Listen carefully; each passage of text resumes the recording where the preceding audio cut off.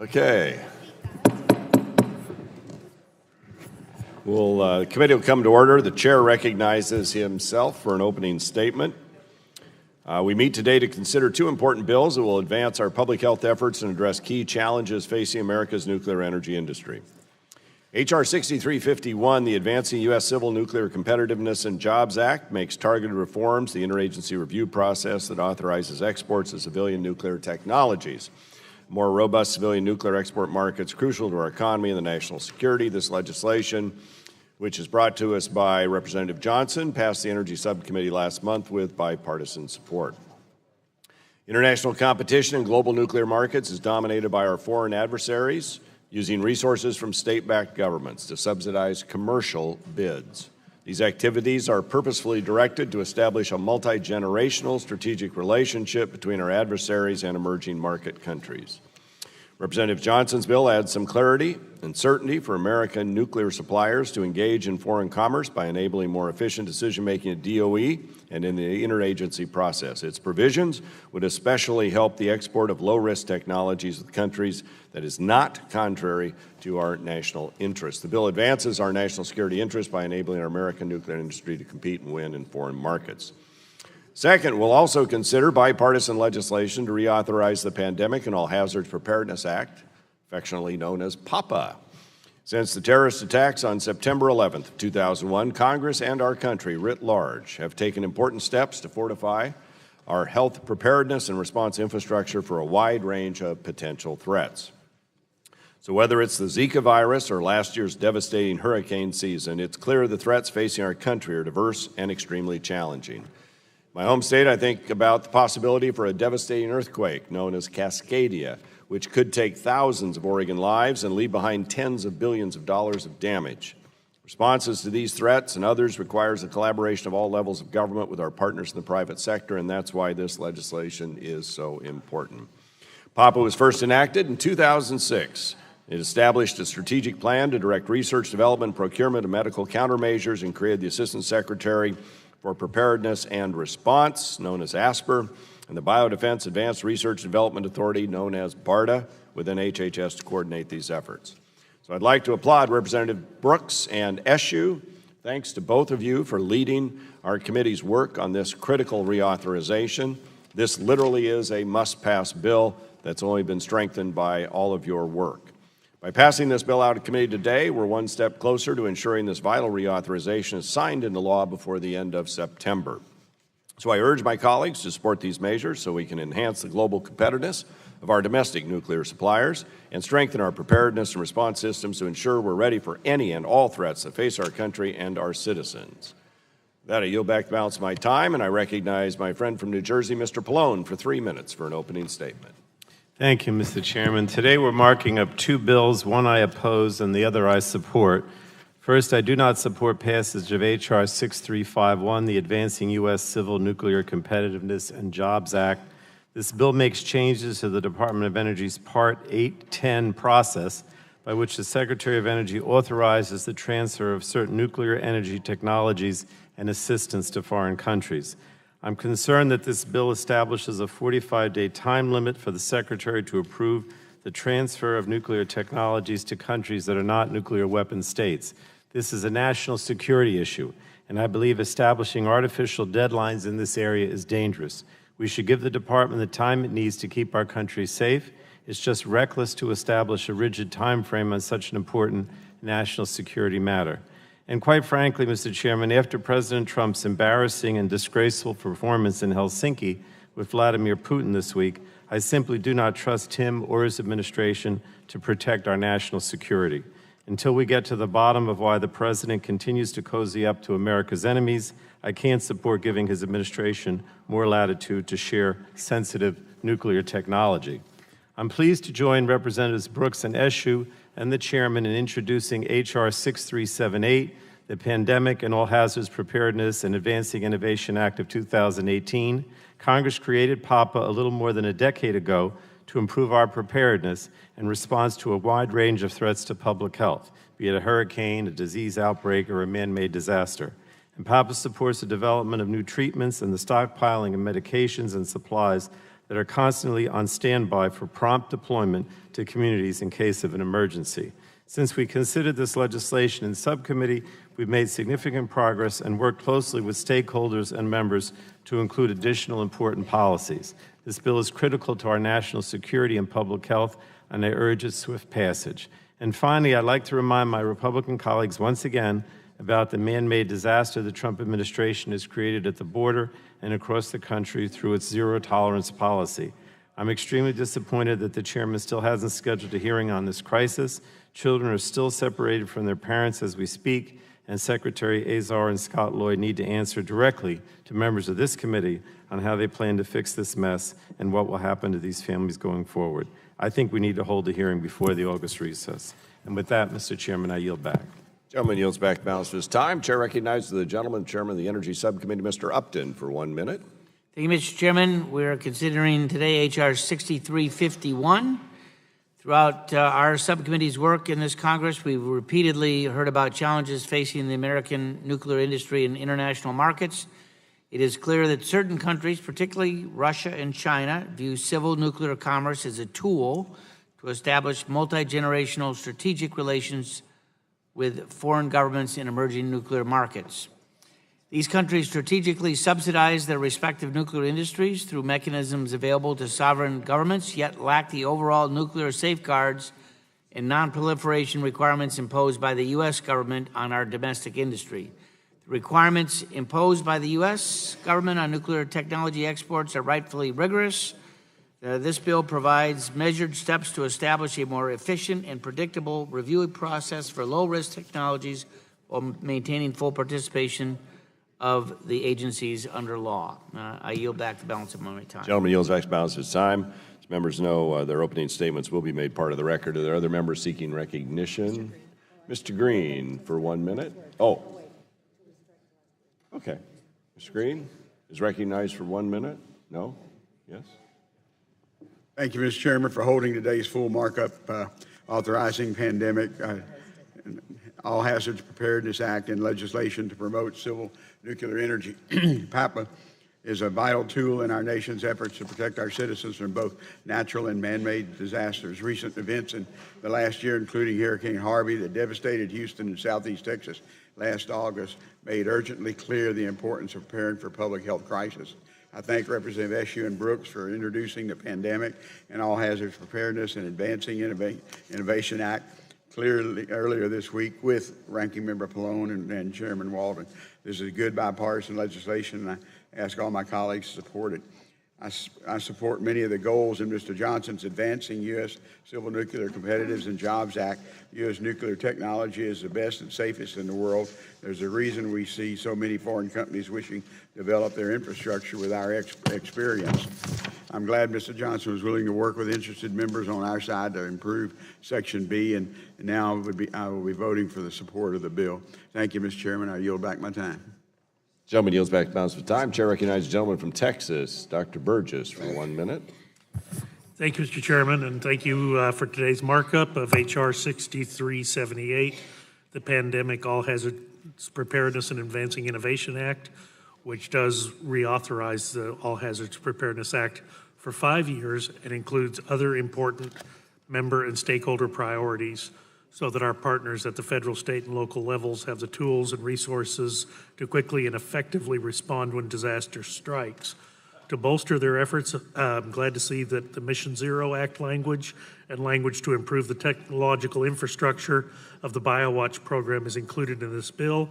This bill also establishes additional objectives for certain trauma centers across our nation. I certainly want to thank Representative Brooks and Eshoo for working with us to include these priorities in the reauthorization. It is vital to protecting the lives of all Americans, and I commend the hard work of our committee members and our staff on both sides of the dais on this legislation. And yield back. Gentleman yields back. Are the other members seeking recognition in general? Gentlelady from California, Ms. Matsui, is recognized for 1 minute. Thank you, Mr. Chairman. I am pleased that we're working together today to reauthorize critical pandemic and all hazards preparedness programs, and I commend my colleagues, Representative Brooks and Eshoo, for their bipartisan leadership. We worked on many priorities in this legislation to ensure our nation's healthcare system is prepared in the case of natural disasters, attacks, or other emergencies. Cyber attacks certainly pose a threat to our national security, and we've already seen the impact they have on the healthcare system with the WannaCry attack. This bill will require HHS to include cybersecurity in its plans, which I believe is the first step in the process. I'm also concerned about the safety of our strategic national stockpile, where we keep important supplies to use in emergencies like Zika or Ebola. Some of those supplies are drugs, and it's important that we ensure the stability of drugs in the stockpile. Concerns have been raised about the impact of glass failures on the delivery of safe, secure, and sterile countermeasures. So I support the language in the manager's amendment urging ASPR to study issues that could compromise countermeasures, such as glass failures, and report to the Congress whenever further action is needed. I look forward to working with my colleagues to advance this important legislation. Thank you, and I yield back. Gentlelady yields back. Chair recognizes the gentleman from Mississippi, Mr. Harper, for Thank you, 1 minute. Mr. Chairman. Thank you for bringing these important bills to the committee for markup today. I am pleased to speak about the Pandemic and All Hazards Preparedness and Advancing Innovation Act of 2018, which reauthorizes critical preparedness and response activities at the Department of Health and Human Services. This legislation will enable the federal government to prepare for possible threats in the event of natural disasters or other types of natural emergencies. Mississippi is no stranger to these sorts of threats. After Hurricane Katrina devastated the Mississippi Gulf Coast, the University of Mississippi Medical Center, or UMC, developed a statewide preparedness and response system for future emergencies. The University of Mississippi Medical Center is the state's only academic medical center and only level 1 trauma center, and the rural nature of our state causes available resources to be especially vulnerable during these times of crisis. The legislation we're considering today includes a provision that would enable the establishment of regional demonstration projects to improve capacity and coordination during these emergencies. Mr. Chairman, I appreciate your work on the bill and support of the Energy and Commerce Committee staff on this effort. Again, thank you for holding this markup today, and I yield back. Welcome. Chair, anyone on the Democratic side seeking recognition before we call up the bills? Anybody else on the Republican side? Seeing none, the chair now calls up H.R. 6378 and asks the clerk to report. H.R. 6378, to reauthorize certain programs under the Public Health Service Act and the Federal Food, Drug, and Cosmetic Act with respect to public health security and all hazards preparedness and response, and for other purposes. Without objection, first reading of the bill is dispensed with. The bill will be open for amendment at any point. The chair... What? I believe there's a manager's amendment. The clerk will report the manager's amendment. Amendment to H.R. 6378, offered by Mrs. Brooks. Without objection, further reading of the amendment is dispensed with. And we recognize the gentlelady from Indiana to speak on the manager's amendment for 5 minutes. Thank you. Thank you, Mr. Chairman. I move to strike the last word. Thank you for bringing the Pandemic All Hazards Preparedness Advancing Innovation Act of 2018, what we call PAPA, before our committee today, and to all committee members for your work and contributions to the bill. I'm proud to have introduced this important bill with my good friend, Representative Anna Eshoo, who was one of the original authors of the 2006 PAPA bill and the lead author of the last reauthorization in 2013. This bipartisan public health and national security effort will ensure our nation is better prepared to respond to natural disasters, emerging infectious diseases, and chemical, biological, radiological, or nuclear attacks, whether they come from terrorist groups or from nation states. I was U.S. Attorney for the Southern District of Indiana in 2001 during the anthrax attacks, which infected more than 17 people, killing 5, and it paralyzed our nation's capital. Not only was Congress a target with letters containing anthrax spores, but my own U.S. Attorney's Office in Indiana received a hoax letter, a letter filled with white powder inside. It was a hoax. But in the 17 years since then, the threat of chemical, biological, radiological, or nuclear incidents continues to grow. Every day, our adversaries are looking for more effective and faster ways to produce a threat. And as everyone here knows, it's not a question of if we will face a threat that is constantly changing, but it's a question of when. Our bill reflects extensive feedback from the full range of medical and health professionals, public health preparedness and response stakeholders, and I'd like to request that the chairman submit, submitting a list of more than 40 organizations and growing by the hour supporting this legislation for the record. Without objection. Our bill ensures our preparedness and response capabilities will include a robust pipeline of medical countermeasures as it reauthorizes and increases funding for the BioShield Special Reserve Fund and BARDA, the Biomedical Advanced Research and Development Authority. The development of medical countermeasures is a lengthy and often risky endeavor, which is why sending a clear signal that BARDA remains a strong and committed partner with academic institutions and particularly the private sectors in these efforts is so important. The development of vaccines of drugs is a challenging process. Although naturally occurring smallpox has been eradicated around the globe, at least 2 labs, including one in Russia, have live samples of the virus that could be weaponized. But thanks to PAPA, 21st Century Cures, we're more prepared for these kinds of threats. Last Friday, the FDA approved the first drug to treat smallpox. It's called TPOXX. TPOXX is not the only recent approval by the FDA. Days before, on July 10th, the FDA approved an auto-injector which provides a one-time dose of an antidote to block defects of nerve agent, which we've heard about lately. In an effort to ensure we're better prepared when we face an outbreak like Zika or Ebola, PAPA improves the existing Emergency Response Fund so that the Secretary doesn't have to wait on approval from Congress to immediately fund response measures needed to counteract an outbreak. After the devastating hurricanes in Florida and Puerto Rico, we know we need to do better to prioritize the needs of everyone in our community, vulnerable populations, children, senior citizens, people with disabilities. Our bill reauthorizes advisory committees and creates new committees to ensure the needs of seniors and people with disabilities. Our bill also ensures that more health care professionals, nurses, doctors, and others can be hired and trained when facing a public health crisis. We also strengthen the National Disaster Medical System, and we ensure that we have a robust supply of vaccines, equipment, basic like gloves, hazmat suits, masks, and others in our strategic national stockpiles located all across the country, so our professionals have the equipment they need. As a committee, we've heard a lot about the important role of diagnostics, particular point-of-care diagnostics. And Mr. Chairman, as we move forward, I ask the committee to continue to consider ways to utilize diagnostics in a more meaningful way in order to identify infectious diseases and prevent antimicrobial resistance. I can't emphasize enough how critically important it is that we reauthorize PAPA before it expires at the end of September. We have a duty as members of Congress to keep Americans safe and secure. This bill, I believe, is an essential component of accomplishing that goal. I want to thank everyone, especially our staffs, for your incredibly hard work. I look forward to continuing this work as we get this bill to the President's desk. Thank you, Mr. Chairman. I yield back.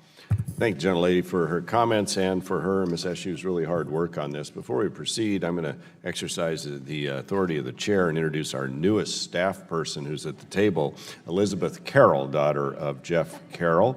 Elizabeth, thank you. You're doing a wonderful job.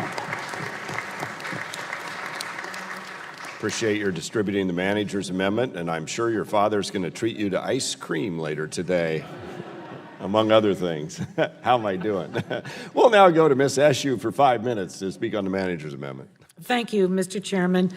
I move to strike the last word. I'm so pleased that our bipartisan legislation with Congresswoman Brooks is being marked up today. It reauthorizes, as she said, the Pandemic and All Hazards Preparedness Act. We call it PAPA, and I'm so proud to have worked closely with Congresswoman Brooks. I've said it before, I'll say it again, I could not have asked for a better partner. She is a thoroughbred legislator and a true pleasure to work with. I appreciate, Mr. Chairman, that you have helped to shepherd this through, to keep the commitment, as you said, that it was must-pass legislation together with our ranking member. So I thank you for making sure that we reach this day. As you all know, in 2001, our nation endured the horrific attacks on September 11th and the anthrax attacks that followed shortly thereafter. Congress realized that our country was not prepared to coordinate responses to mass casualty events or chemical attacks. So it is, I think, a rarity that our committee is taking up legislation, reauthorizing legislation that is actually has a great deal to do with our national security, but this bill does. In 2006, I wrote legislation with then Representative Richard Burr, who was a member of this committee, to address these shortfalls. That important bipartisan legislation, PAPA, was signed into law the same year. Events over the past few years, including Zika, the reemergence of Ebola, and the constant looming threat of a biological attack by another nation or hostile non-state enemies, something that has grown as well, unfortunately, underscore the real threats our country continues to face. In 2017, our nation experienced the most destructive hurricane season in recent memory, followed quickly by the most deadly flu season in decades. Our experience with each of these reminded us that our country is not yet adequately prepared to deal with potentially devastating, widespread public health crises, and that's why this legislation is so critical. PAPA makes changes to the original legislation to direct federal agencies to respond to new and emerging threats, and it threatens our nation's existing preparedness and response programs. This is bringing the challenges up to the legislation to meet the challenges that we know face us today and in the future. The legislation provides the authorization and federal resources to invest in programs related to pandemic influenza and emerging infectious diseases while allowing BARDA, which has really been very, very successful, to maintain its nimble and flexible framework. This is the agency that actually makes good on placing the orders for the drugs that are needed to be stockpiled, but where the federal government is the only customer. There's no other market for it, and that's why BARDA is so important. The bill directs BARDA to address antimicrobial resistance, which is critical to our nation's biodefense. If we have a chemical or biological attack that leaves individuals with burns or open wounds, the medical countermeasures that BARDA has developed to treat that attack will be useless if those injured contract secondary antibiotic-resistant infections. So we need to continue, and that's why the forward appropriations are so important to invest in research and development of the new and novel antibiotics. The bill restores advanced appropriations for Project BioShield Special Reserve Fund, which is very important. And I'm really pleased, and all the members of the committee, I think this should be a source of pride to you as well. We had so many stakeholders that were a part of this, not only from the subcommittee, not only from the full committee on both sides of the aisle, but the Republican conference and the Democratic caucus. And we worked with all of those members who bettered and strengthened the bill with their ideas, many of them born out of the emergencies that they saw firsthand taking place in their congressional districts. So I want to thank all of those stakeholders. The legislation also reauthorizes the National Advisory Committee on Children and Disasters. There is more that I could talk about, but I think my time is up. The last thing I want to say, Mr. Chairman, is the two key staffers in this, Catherine Knowles from Congresswoman Brooks' staff and Rachel Feibel on my staff. Truly, without them, we wouldn't be here today. So bravo to them and to everyone that, thank you. And I yield back. Gentlelady, I thank you for your work on this. It's great work, and it's really going to save lives. Really is. Now recognize the gentleman from Illinois, Mr. Shimkus, for 5 minutes. Strike the last word. Thank you, Mr. Chairman. Mr. Chairman, one thing lacking in the legislation is what Congressman Cardenas and I have been working on is the antimicrobial resistance issue, and i.e. the superbug concern, which is predominant in healthcare. I'm being told we're continuing to move towards consensus, but obviously not enough where it's included in this piece of legislation. So we hope that we can do that. The very basic, simple premise is that if we want to have antimicrobial resistant drugs on the counter when we need it, we have to find a way to pay for it, hoping that we never use them. That's the basic premise. Or we use it in such a small batch that you can't.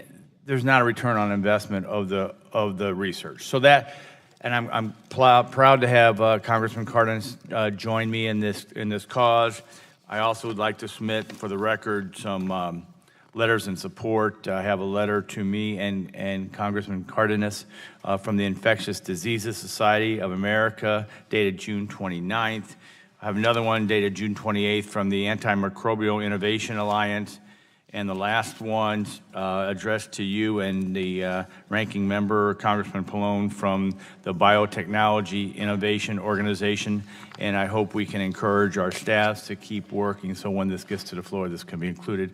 Thank you, Mr. Chairman. With it, I would yield to Dr. Burgess. I thank the gentleman for yielding, and Mr. Chairman, I want to speak just on the underlying bill, not on the manager's amendment. But this bill today demonstrates our committee can get its job done in a bipartisan and timely manner on important public health programs before their expiration. We have other important work remaining, but I think it is worth noting that this reauthorization bill is being delivered on ahead of time. It includes many bipartisan member priorities. I've been working to include the Mission Zero Act, which I authored with subcommittee ranking member Mr. Green of Texas and Representatives Hudson and Castor. This has already passed the House earlier this year with strong bipartisan support. The bill would establish a grant program for military-civilian partnerships in trauma care and allow both sectors to benefit from each other's experience and expertise. The program is intended to address a significant variation in trauma care delivery across the country, while also helping our troops maintain battlefield readiness between periods of active engagement.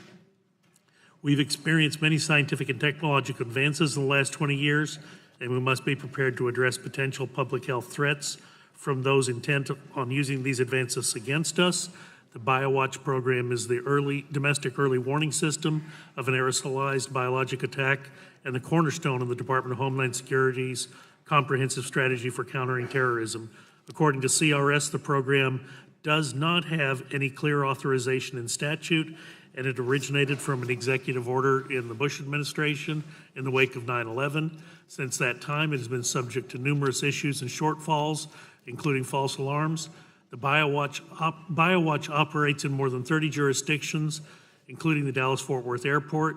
So I want to thank Representative Brooks and Eshoo for putting the BioWatch language in the reauthorization bill that would codify this vital joint HHS Department of Homeland Security biosurveillance program, and it will help facilitate the exchange of information and technology between agencies and authorized Department of Health and Human Services and DHS to make recommendations to fortify biological threat detection systems and positively impact local public health entities. I look forward to the passage of this bill, and I'll yield back to the gentleman from Illinois.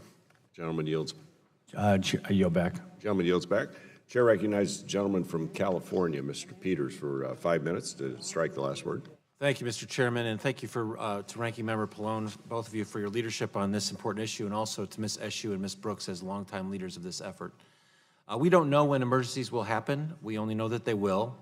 We don't know how they will happen. We only know that they will happen with increasing severity and frequency. Whether it's devastating hurricanes in Puerto Rico and across the South, out-of-control wildfires in California or Oregon, or infectious diseases spreading around the world, we are facing a future of increasingly deadly man-made and natural biological threats. In San Diego, we have experienced severe wildfires and a hepatitis A outbreak just on the heels of one of the deadliest flu seasons people can remember. The 2017-2018 flu season claimed the lives of 341 San Diegans. Just last year, the CDC declared that the Hep A outbreak was one of the deadliest on record. From November 2016 to January 2018, the city estimates that 20 people died from Hep A and 580 people have been infected. Today, we have an opportunity to vote on a bill that authorizes funding to detect, prepare, and respond to public health emergencies with responsible congressional oversight. For years, Congress has not appropriated adequate money for public health emergencies, including the Public Health Emergency Fund. That's why I'm grateful to the committee for having worked with me and my colleagues in the Senate to include the updated Section 205, a provision that will put more than $150 million a year between 2019 and 2023 to CDC to pay for the predictably unpredictable in a responsible and transparent way. Hope that my colleagues will commit to continuing working together in a bipartisan way to ensure adequate funding for the Public Health Emergency Fund and other important emergency preparedness and response priorities. And with that, Mr. Chairman, I yield back. Thank the gentleman for his good work on this legislation. Gentleman yields back the balance of his time. Chair recognizes the gentleman from New Jersey. Thank you, Mr. Chairman. I just would ask unanimous consent to enter into the record some letters that are in opposition to the Revamp Act. Without objection, so ordered. Are there members on the Republican side seeking recognition? Chair recognizes the gentleman from Florida, Mr. Bilirakis, for 5 minutes. Strike the last word. Thank you. Thank you, Mr. Chairman. Mr. Chairman, I'd like to first thank Representative Brooks and, of course, Anna Ashew, who have worked diligently to deliver a bipartisan bill to reflect the priorities of me and my colleagues. Again, true to form, the Energy and Commerce Committee comes through once again. This is an important bill. I was pleased to see three of my priorities reflected in this particular bill. First, direct hire authority for ASPR. Direct hire authority will allow ASPR to fill vacant emergency response positions on disaster medical assistant teams, critical to effective disaster response. Next, a GAO study to assess current mission readiness of ASPR's disaster medical assistance teams to ensure effective emergency response to correct and emerging threats, both natural and man-made. Finally, I was pleased to see children, seniors, and other at-risk patient communities being addressed in this particular bill. I've had the pleasure also of working with the Jack Nicklaus Children's Hospital and FIU, Florida International University, as they develop a novel approach for pediatric medicine delivery during a disaster response. This bill will allow them to continue to innovate and ultimately save lives. Mr. Chairman, this represents a collaborative effort and is something we can all be proud of. Thank you for your leadership in this committee and on this bill. Thank you, Mr. Chairman, and I thank the ranking member as well, and I yield back. Gentleman yields back. Other members seeking recognition. Gentlelady from Illinois, Ms. Schakowsky, recognized for 5 minutes. Strike the last word. Thank you, Mr. Chairman. I want to thank Representatives Ashew and Brooks for their leadership on this bill, as well as Ranking Member Pallone and Chairman Walden. Thank you for working with us all on H.R. 6378, the Pandemic All Hazards Preparedness Act. I'm really proud to have worked with all of you to include two provisions that strengthen our disaster preparedness and response. The first is language from my bill, H.R. 5998, the Secure Act, to reauthorize the Critical Loan Repayment Program for Epidemic Intelligence Service, EIS, officers serving at the Center for Disease Control. That program is crucial to recruiting the very best medical professionals to keep our country safe from biohazards. EIS officers are health professionals who serve on the front lines of public health emergencies as boots on the ground, disease detectives who investigate outbreaks and assist in the response. For example, EIS officers have responded to threats like Ebola, anthrax, SARS, swine and avian flu, smallpox eradication, and provided disaster relief during the 9/11 and Hurricanes Harvey, Irma, Maria, and Katrina. EIS officers are based in public health departments across the country and are ready to serve on the front lines of public health emergencies. They protect Americans and the global community by being deployed more than 200 times every year. Another provision that I am pleased is included in PAPA is one that directly addresses the unique needs of seniors in disasters. The creation of the National Advisory Committee on Seniors and Disasters brings together representatives from the federal agencies, state and local divisions, and experts in medical disaster planning, preparedness, and response to develop strategies that share critical information to help better respond to the needs of older Americans. We know that seniors have distinct considerations when preparing and responding to disasters, medical conditions that require special medical equipment like oxygen tanks, and limited mobility that require wheelchairs or walking aids, as well as limited transportation to leave their home or living centers. Hurricanes Irma and Harvey made it overwhelmingly clear that more needs to be done to prepare and protect seniors during emergencies. When Hurricane Harvey struck, seniors were trapped in a nursing home in Texas with floodwaters up to their waists as their relatives were unable to reach authorities for help. Similarly, after Hurricane Irma, 8 residents at the Hollywood Hills Senior Center in Florida tragically died. The emergency plans in place were just not enough to prevent these unnecessary deaths. We must ensure that emergency plans and guidelines sufficiently protect everyone. With the Advisory Committee on Seniors and Disasters, we can guarantee that a team of experts will provide much needed information and coordination on the needs of seniors during emergencies. I thank you, and I yield back. Gentlelady yields back. Other members seeking recognition. Chair recognizes the gentleman from New York, Mr. Collins, for 5 minutes. Strike the last word. Thank you, Mr. Chairman. As we vote on the Pandemic and All Hazards Preparedness Advancing Innovation Act of 2018, I would like to thank Congresswoman Brooks, Congresswoman Eshoo, and members of the Health Subcommittee on my proposal that would ensure Americans have access to safe, secure, and sterile medical countermeasures during public health emergencies. Throughout the legislative process, Congressman Barton, Congressman Griffith, Congresswoman Matsui, and I addressed a safety issue related to breakage, cracks, and particles in glass vials that could contaminate drugs contained in them.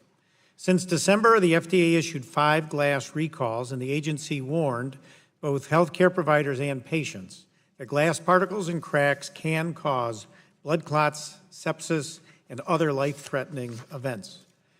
Our proposal encourages the Assistant Secretary for Preparedness and Response to conduct an evaluation of obstacles to rapid delivery. If the study finds issues that could adversely affect the delivery of the Strategic National Stockpile, like glass failures, the Assistant Secretary would report its findings to Congress. We want to ensure that the Assistant Secretary continues to be effective and benefit through the use of innovative technologies or improved methods. This effort was accomplished in a collaborative and bipartisan spirit. I thank the committee and staff for supporting the study and look forward to working on report language. Mr. Chairman, I'll yield back the balance of my time to Congressman Griffith if he would like. Yes, thank you very much. I appreciate that. I do want to thank Congressman Collins and along with Committee Representatives Brooks and Eshoo for moving us in the right direction to address the concerns over potential glass breakage with respect to the storage and delivery of medical countermeasures. This is a concern I brought up at the Health Subcommittee hearing, and I appreciate the work on finding a compromise to this issue. I understand we're in a little bit of a squabble over mays and shalls, which lawyers love, but nobody else really understands. But I really appreciate everybody working together to try to get this language taken care of. And with that, I would yield back to Mr. Collins. Would the gentleman from New York yield? Yes, I will. Thank you. I want to add to what Mr. Griffith said. I've been somewhat involved with this and want to compliment Chairman Walden and Ranking Member Pallone for working on this. I think a study is adequate at this time. We'll see what the results of that study are, but I think it, again, shows how the committee can work in a bipartisan way to address an issue that potentially could be could be very harmful. I'm not saying it would be, but it could be, so I think this study is excellent. And thank Mr. Collins for his leadership on it. And I yield to the gentleman from New York. Mr. Chair, I yield back. Gentleman yields back. Other members seeking recognition on the Democratic side. Chair recognizes the gentlelady from Michigan, Ms. Dingell, for 5 minutes. Strike the last word.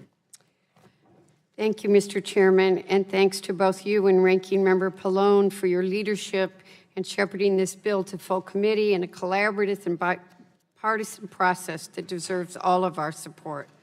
And like everybody else here, I really want to thank the authors of this bill, Congresswoman Susan Brooks and Congresswoman Anna Eshoo, for each of their leadership and dedication to reauthorizing critical emergency preparedness programs that will expire later this year. It wouldn't have happened without the girl power.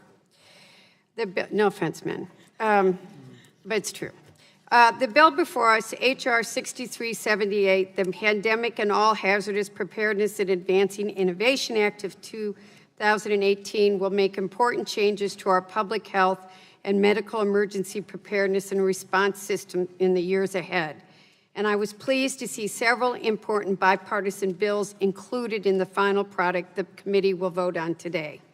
Included in this bill is a bipartisan legislation that I introduced with Rep. Daniel Webster in the aftermath of several record-setting natural disasters last year.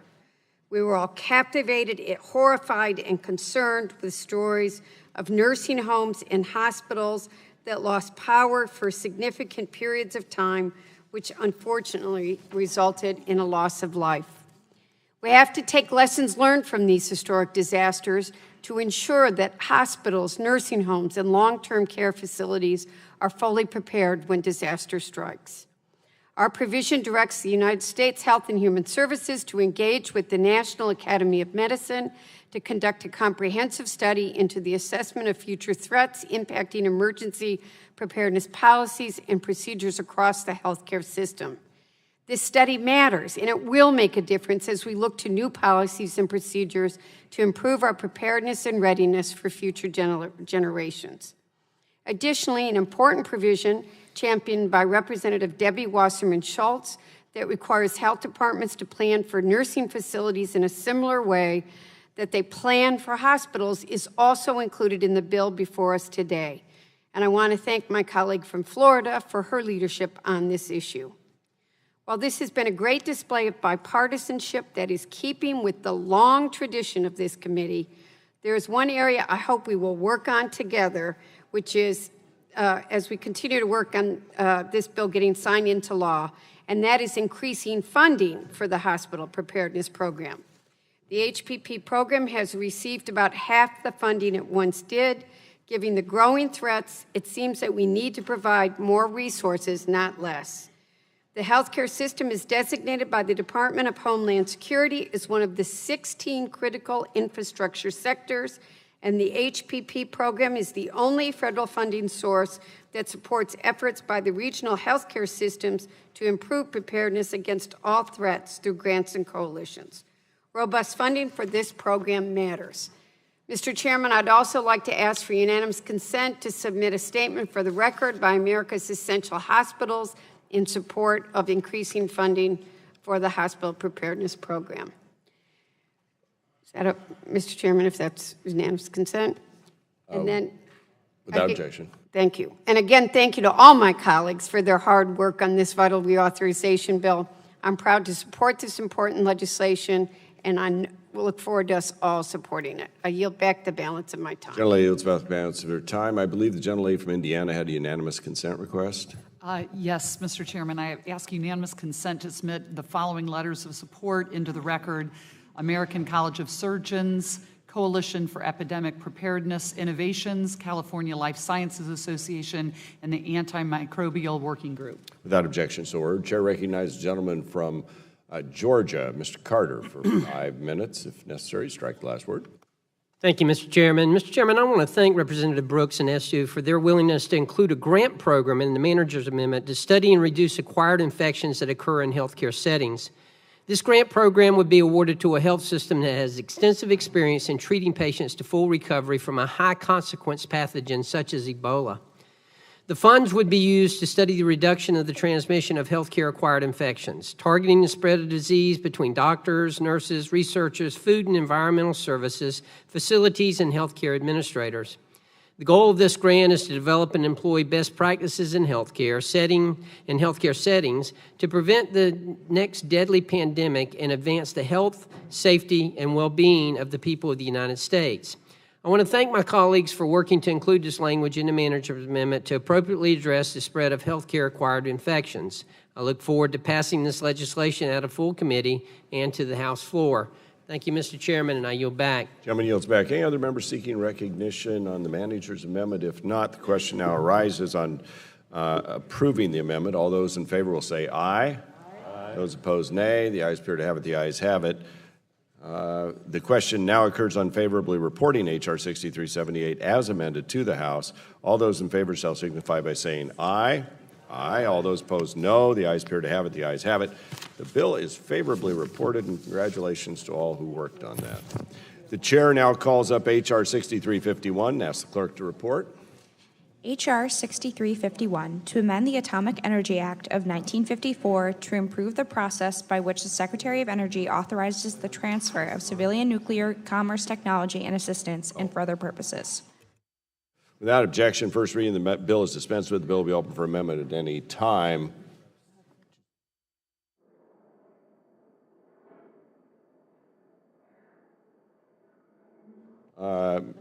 For what purpose, gentlemen from Ohio seek recognition? Mr. Chairman, move to strike the last word. The gentleman's recognized. Strike the last word. Mr. Chairman, I'd like to briefly touch on this bipartisan H.R. 6531, the Advancing U.S. Civil Nuclear Competitiveness and Jobs Act. I want to thank my colleagues on the other side of the aisle, Mr. Doyle and Mr. Green specifically, for working with us to strengthen the bill. As the committee is well aware, the Department of Energy plays a critical role in America's civil nuclear industry's engagement in international commerce through the Part 810 permitting process. And it's no secret, Russia and China are using nuclear power projects to build energy dependence and eventually force compliance to their international objectives. And the world is waiting to see how the United States will respond. For instance, Turkey recently broke ground on its first nuclear power plant, which will be built, owned, and operated by Russia. Russia, and increasingly China, will bid for projects with its state-owned nuclear company through a model that finances the construction of nuclear plants, furnishes the trained personnel to run them, and leases them back to the client country. Russia will offer nuclear project debt with better terms than market rates and provide lucrative government-to-government loans that will help to incentivize countries to enter into the Russian nuclear agreements. These types of actions and incentive packages make one thing perfectly clear. These countries see nuclear power as more than just a commercial deal. They see it as a strategic 100-year state-to-state relationship. To further stress this point, Russia's relations with the European Union was strained following Moscow's annexation of Crimea. And as a result, the EU has been trying to reduce its reliance on Russia for energy supply as it imposed economic sanctions on Moscow. But that has not stopped Russia from entering into new nuclear deals with countries in Eastern Europe, as Russia has offered to entirely finance some of those projects.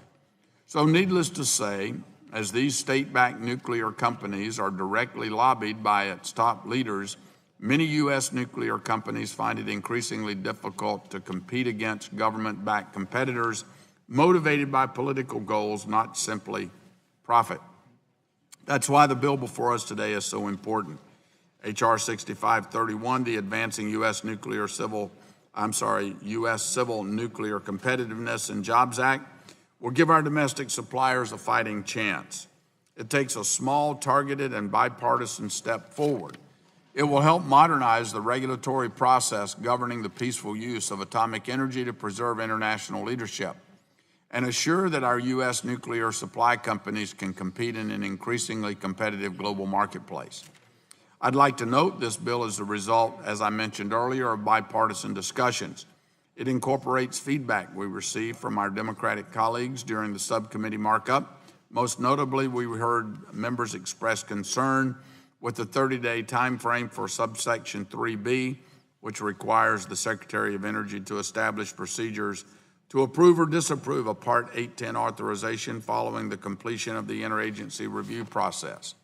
In response to those concerns, the introduced bill provides for a 45-day deadline and explicitly states such a time frame begins only after the Department of State receives necessary foreign assurances and after the interagency review process is completed. Importantly, this 45-day time frame does not automatically require the Secretary to issue an authorization, and the information contained in the application must still meet all necessary national security and non-proliferation requirements. In effect, this 45-day timeline is for the very last phase of the specific authorization review process and consists of collecting and combining completed recommendations from internal DOE stakeholders and the interagencies. When Congress amended the Atomic Energy Act in 1954 to provide for the commercial use of nuclear technology, the United States was one of a few countries who had nuclear energy capacity. Today, the United States is no longer the only game in town. This bill acknowledges that fact by building upon the work that DOE has done to improve and reform the Part 810 process under the Obama administration and the first reforms enacted since 1986. Mr. Chairman, as we have discussed in this committee previously, the 810 process must function well for the U.S. to remain competitive within this civil nuclear marketplace. This bill is a step towards achieving that goal, and it's crucial that we separate these common sense policy reforms from politics. I urge my colleagues to support this common sense bipartisan bill. And with that, I yield back. Gentleman yields back balance of his time. For what purpose, the gentleman from New Jersey seek recognition? Mr. Chairman, I have an amendment at the desk. Clerk will report the amendment. Amendment to H.R. 6351, offered by Mr. Pallone. Without objection, further reading the amendment dispensed with. Clerks will disperse the amendment and distribute the amendment. And the chair recognizes the gentleman from New Jersey for 5 minutes to speak on his amendment. Thank you, Mr. Chairman. My amendment strikes Section 3B of the bill, which establishes the 45-day time limit for the Secretary to approve the transfer of nuclear technologies to countries that are not nuclear weapon states. The amendment replaces Section 3B with a GAO study reviewing the Part 810 process and analyzing the national security implications of a 45-day time limit proposed in the bill. I sympathize with domestic nuclear manufacturers who desire a more efficient Part 810 review process. However, I have concerns with placing a rigid timeline on the review process. It has become a pattern for committee Republicans to put forward legislation adding a shot clock to important agency review process, whether the subject is natural gas pipeline reviews, hydropower licensing, or LNG export applications. And I think it's bad policy, and in this case, I worry that hasty decisions could result in threats to our national security.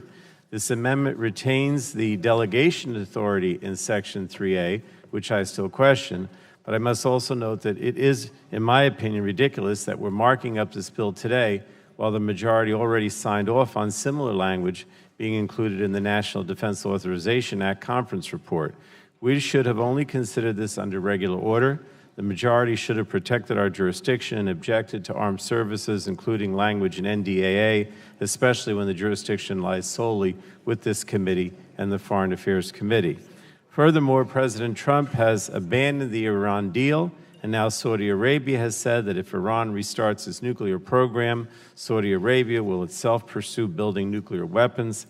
I am just uncomfortable with expediting the review process for Part 810 at a time when there is so much global uncertainty on nuclear proliferation. So with that, unless someone wants my time, Mr. Engel, sure. I yield to Mr. Engel. I'm going to keep my remarks brief because, as you can tell, I'm losing my voice. The stated purpose of the legislation before us today is to modernize the Part 810 regulations, which control the flow, of low proliferation risk nuclear reactor technologies to foreign countries. The The Department of Energy issued a final rule revising Part 810 in February 2015 and then updated its Part 810 guidance in June 2016. So this is not some regulatory relic of a bygone era. Nonetheless, we want this process to function well so that the U.S. remains competitive in the commercial nuclear space. Section 3 of the bill institutes an expedited approval process would establish a 45-day time limit for the Secretary to approve the transfer of nuclear technologies to countries that are not nuclear weapons states. Excuse me. I'm concerned about the need for and the implications of imposing a rigid timeline on the review process, because this issue is too important to get wrong. So I fully support Mr. Pallone's amendment to have the GAO review the Part 810 process and analyze the national security implication of the 45-day time limit proposed by the bill. I yield back. I mean, there's a minute. Does anybody want the time? Yeah, go ahead. I thank the chair and the ranking member for calling attention to H.R. 6351. There are two aspects of this bill that I want to talk about. First, increasing the processing time for license applications under Part 810, and second, delegation of Secretary of Energy's authority for certain authorizations. Regarding the processing time, U.S. companies do need to be competitive to supply nuclear energy technologies around the world. Giving companies certainty about length of time is important. Further, the Secretary should not be required to give his personal signature for all parts of 810 actions, especially if these do not involve enrichment or reprocessing. These are good ideas or common sense. However, I have concerns over this administration's nuclear posture.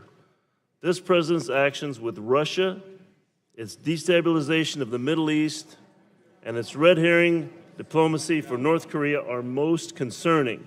These actions do not give me confidence that this is an appropriate time to move forward with these measures. For that reason, I support the Pallone amendment, and I remain opposed to the underlying bill. I yield back. And I yield back, Mr. Chair. Gentleman yields back the balance of time. Chair recognizes himself to speak against the amendment. This amendment strikes Section 3B and requires the Comptroller General to submit a report on to Congress on DOE's Part 810 approval process. In 2014, at the request of then Chairman Fred Upton, Government Accountability Office studied DOE's Part 810 approval process and subsequently submitted a report titled Additional Actions Needed to Improve Department of Energy's Export Control Process. The GAO stated, and I quote, encouraging U.S. exports of civilian nuclear products, services, and technology while ensuring they're not used for foreign nuclear weapons programs is a fundamental goal of U.S. policy, close quote. The GAO report found DOE, quote, consistently missed its 30-day targets for initial and interagency stages of the Part 810 review process, close quote, and documented that 86 of 89 reviews exceeded the time to complete the review process. So partially in response to this report, the Department of Energy, under the leadership of Secretary Moniz, updated the Part 810 authorization process and issued a final rule in March of 2015. Now, that final rule included an update of technology in 810.2, which Mr. Pallone's amendment would study. If the list should be updated barely 3 years after the completion of the previous review. So on July 10th, 11 non-proliferation experts sent a letter to the chairman and ranking members of the Armed Services Committee in support of delegating certain Part 810 authorizations. The signatures, which include several who previously were involved in the Part 810 licensee's decisions, state, and I quote, we do not think it's a good use of the Secretary of Energy's time to require his or her signature for every action under Part 810. Requiring a secretarial signature for all Part 810 actions adds substantial time to the license application process with disproportionately little benefit. Permitting delegation of actions under Part 810 would allow the Secretary of Energy to focus his or her time on higher priority issues would be a better use of the taxpayer resources, and would significantly reduce regulatory burden on the U.S. industry without sacrificing national security interests, close quote. That again is from 11 non-proliferation experts. This issue does not need further study. We have the information and we have the data to advance this policy, and it is clear that our foreign adversaries are acting, not studying how to dominate global nuclear energy markets. So I urge my colleagues to oppose the amendment. Are there any other members on our side seeking time? I can yield the remaining 2 minutes to Mr. Johnson of Ohio. Are you moving to... Chairman, I'm yielding my 2 minutes to you if you want to speak on that. Okay. Otherwise, I will turn to balance my time and recognize Mr. Chairman, Rush. The gentleman from Illinois. Mr. Chairman, I move to strike. For 5 minutes. Thank you, Mr. Chairman. Mr. Chairman, this amendment strikes the controversial expedited procedures section from the bill and inserts a GAO study that will evaluate the Part 810 process, including whether putting a time limit on these reviews will jeopardize national security. I believe we need to study this issue, Mr. Chairman, in more detail before we decide to give the Trump administration a more streamlined process in an area where national security could be at risk. It appears that DOE can improve this process on its own without congressional involvement. DOE testified at the legislative hearing on this bill that it has made numerous improvements to the process through its 810 process improvement plan. Further, Mr. Chairman, DOE testified that, and I quote, the lengthiest part of the authorization process remains the time it takes partner countries to provide the required governmental non-proliferation assurances, which can result in processing delays of 6 months to well over a year. So, Mr. Chairman, I am not opposed to making the 810 process more efficient, but I think we need to make sure that we have all the facts before we place a rigid review timeline in statute. And Mr. Chairman, I have some time remaining. If there's no one want to use the time, then I'll yield back.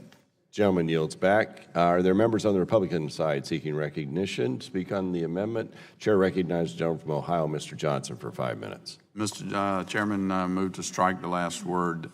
Before we wrap up discussion on this amendment and vote, I would like to ask for unanimous consent to submit the following letters of support for the record. A letter from the International Brotherhood of Electrical Workers to members of the Energy and Commerce Committee in support of H.R.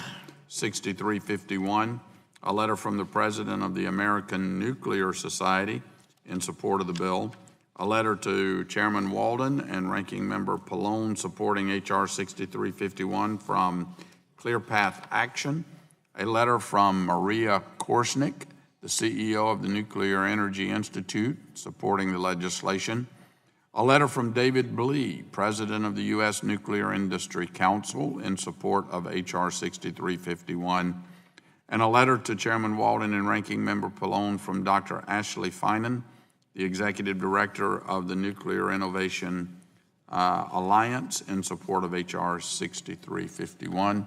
And unless anyone... Without objection, they'll be entered in the record. The gentleman yields back the balance of his time. There are other members seeking recognition. Chair recognizes the gentleman from Pennsylvania, Mr. Doyle, for 5 minutes. Strike the last word.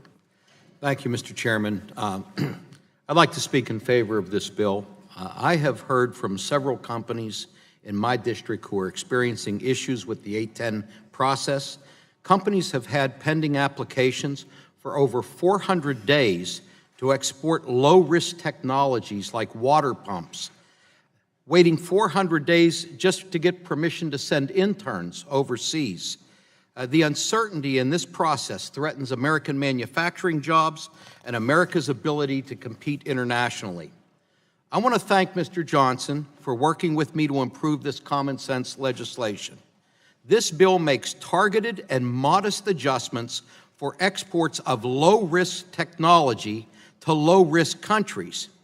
In the event that the Secretary determines that a technology poses a national security risk or a foreign country's intent is hostile to the interest of the United States, that technology or country would not be eligible under this bill.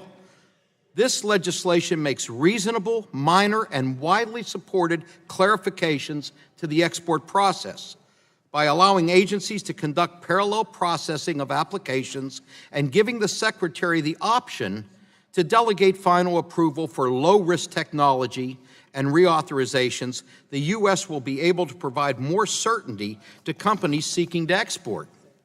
Since the subcommittee hearing, we have extended the timeline from 30 to 45 days for the Secretary of DOE to give final sign-off on an application.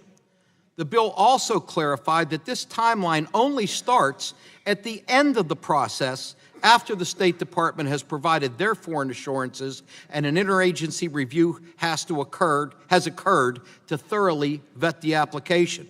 Further, the DOE vets any application before it even reaches the interagency phase. This will provide ample time for the DOE to come to a determination before that timeline even starts. This bill is widely supported by industry, labor, and energy groups.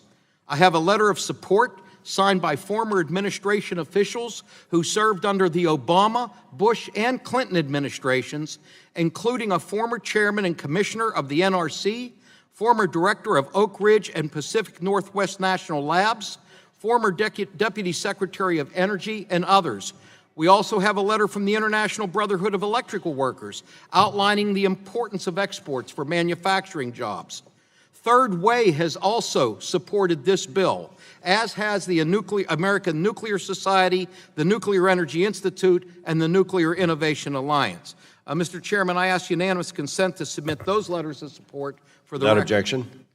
Now, I agree with my colleagues that national security is of the utmost concern, particularly under this current administration.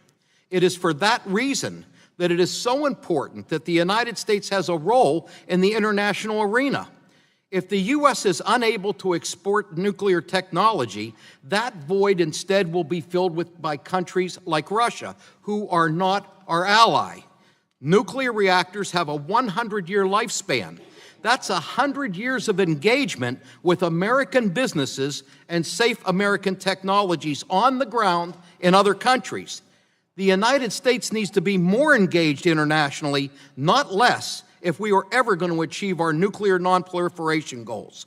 If we lose our domestic supply chain and become dependent on foreign suppliers, then our domestic manufacturers will suffer and our national security will be worse off. This is a good bill. This is a common sense bill, and I urge my colleagues to support it. I yield back. Gentleman yields back. Other members seeking recognition? Seeing none, the question now arises on the amendment. Those in favor vote aye. Those opposed, no. The clerk will call the roll. Mr. Burton.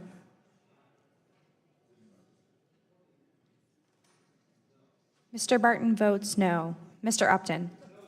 Mr. Upton votes no. Mr. Shimkus. Mr. Shimkus votes no. Mr. Burgess. Mr. Burgess votes no. Mrs. Blackburn. Mr. Scalise. Mr. Latta. Mr. Latta votes no. Mrs. McMorris-Rogers. Mrs. McMorris-Rogers votes no. Mr. Harper. Mr. Harper votes no. Mr. Lance. Mr. Guthrie. Mr. Guthrie votes no. Mr. Olson. Mr. Olson votes no. Mr. McKinley. Mr. McKinley votes no. Mr. Kinzinger. Mr. Kinzinger votes no. Mr. Griffith. Mr. Griffith votes no. Mr. Bilirakis. Mr. Bilirakis votes no. Mr. Johnson. Mr. Johnson votes no. Mr. Long. Mr. Long votes no. Mr. Bouchon. Mr. Bouchon votes no. Mr. Flores? Mr. Flores votes no. Mrs. Brooks?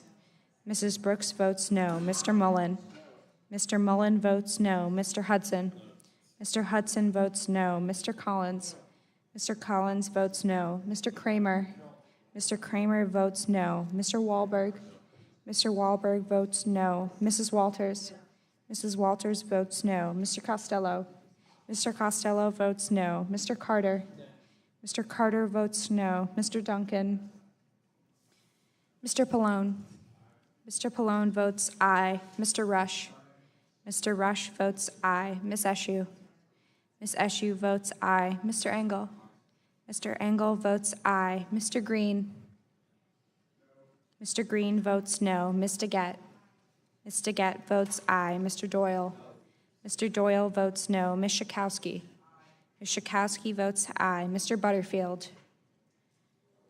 Ms. Matsui? Ms. Matsui votes aye. Ms. Castor? Mr. Sarbanes? Mr. Sarbanes votes aye. Mr. McNerney? Mr. McNerney votes aye. Mr. Welch? Mr. Welch votes aye. Mr. Lujan? Mr. Lujan votes aye. Mr. Tonko? Mr. Tonko votes aye. Ms. Clark? Ms. Clark votes aye. Mr. Loebsack? Mr. Loebsack votes aye. Mr. Schrader? Mr. Schrader votes no. Mr. Kennedy? Mr. Kennedy votes aye. Mr. Cardenas? Mr. Ruiz? Mr. Ruiz votes aye. Mr. Peters? Mr. Peters votes aye. Ms. Dingle? Ms. Dingle votes aye. Chairman Walden? Chairman Walden votes no. Mr. Lance? Mr. Lance votes no.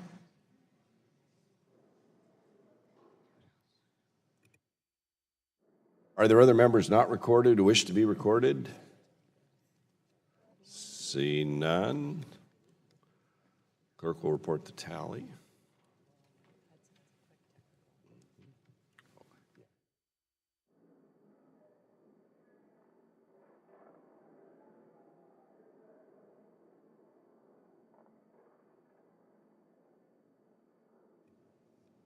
Mr. Chairman, on that vote, there were 18 ayes and 31 noes. 18 ayes, 31 noes. The noes appear to have it. The noes have it, and the amendment's not adopted. For what purpose does the gentleman from North Carolina seek recognition? Mr. Chairman, I have an amendment at the desk. Clerk will report the amendment.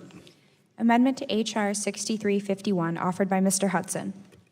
Without objection, further reading the amendments dispensed with, and the chair recognizes the gentleman from North Carolina to speak on his amendment. Thank you, Chairman Walden, Ranking Member Pallone. My amendment prohibits the Secretary from delegating authorizations for activities in Russia and China. While we should be doing everything we can to ensure the United States maintains its competitive position on the global stage, when it comes to nuclear technology, we must be diligent when working with countries who don't share our national interests. Russia and China have demonstrated a pattern of behavior that warrants a close skepticism for any interaction in respective civilian nuclear activities.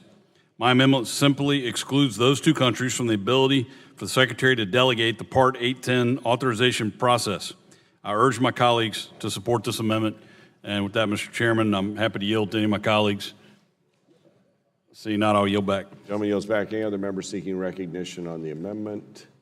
See none. The question now arises on approval of the Hudson amendment. Those in favor will say aye. Aye. Those opposed, no. The ayes appear to have it. The ayes have it, and the amendment is adopted.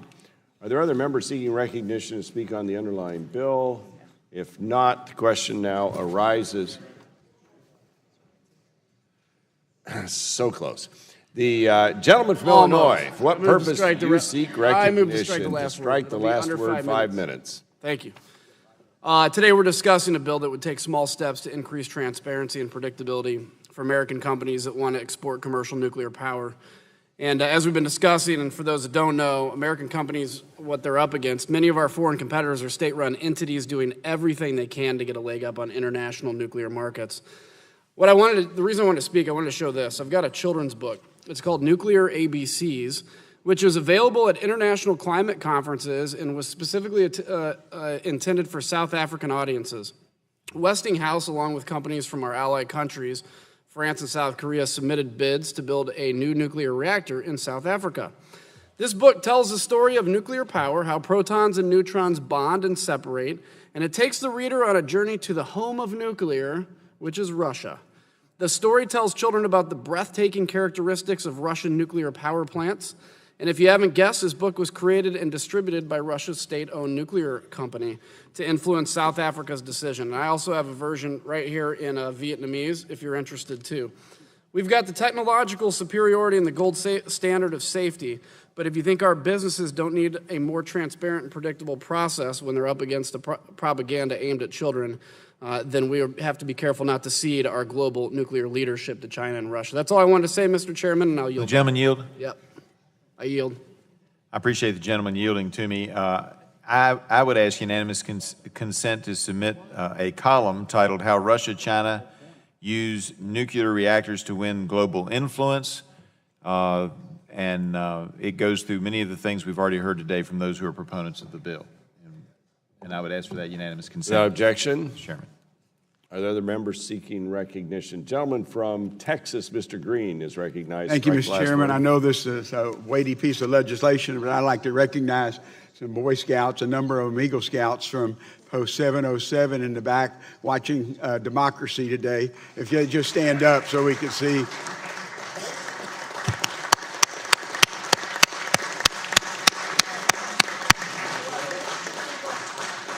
And, Mr. Chairman, you told me you yourself was an Eagle Scout. Congratulations. Once an eagle, always an eagle. Thank you. Thank you, and congratulations. We're glad to have you all here. So the question now arises on favorably reporting H.R. 6351 as amended to the House. All those in favor will signify by saying aye, those nay, and the clerk will call the roll. Mr. Barton. Mr. Barton votes aye. Mr. Upton. Mr. Upton votes aye. Mr. Shimkus. Mr. Shimkus votes aye. Mr. Burgess. Mr. Burgess votes aye. Mrs. Blackburn. Mr. Scalise. Mr. Latta. Mr. Latta votes aye. Mrs. McMorris Rogers. Mrs. McMorris Rogers votes aye. Mr. Harper. Mr. Lance. Mr. Lance votes aye. Mr. Guthrie. Mr. Guthrie votes aye. Mr. Olson. Mr. Olson votes aye. Mr. McKinley. Mr. McKinley votes aye. Mr. Kinzinger. Mr. Kinzinger votes aye. Mr. Griffith.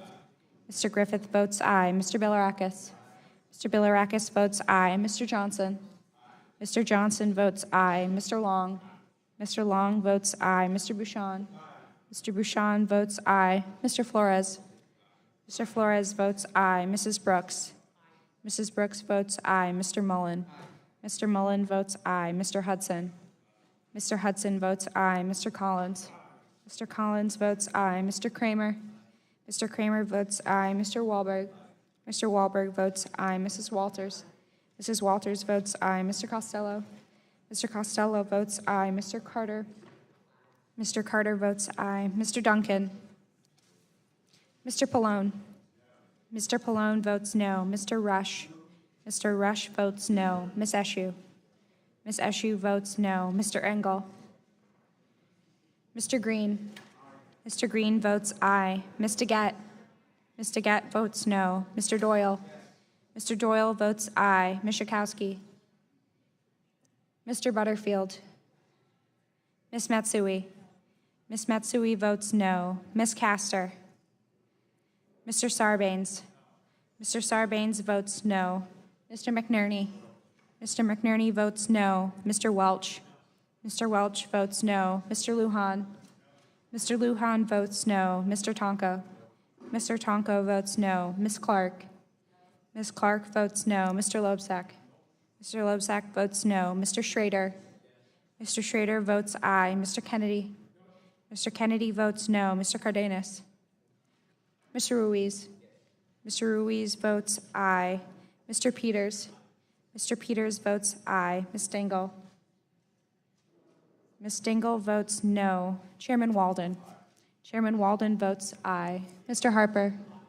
Mr. Harper votes aye. Mr. Engel? Mr. Engel. Mr. Engel votes no. Ms. Schakowsky. Mr. Kowski votes no. Are there other members not recorded who wish to be recorded on final passage? Seeing none, the clerk will report the tally.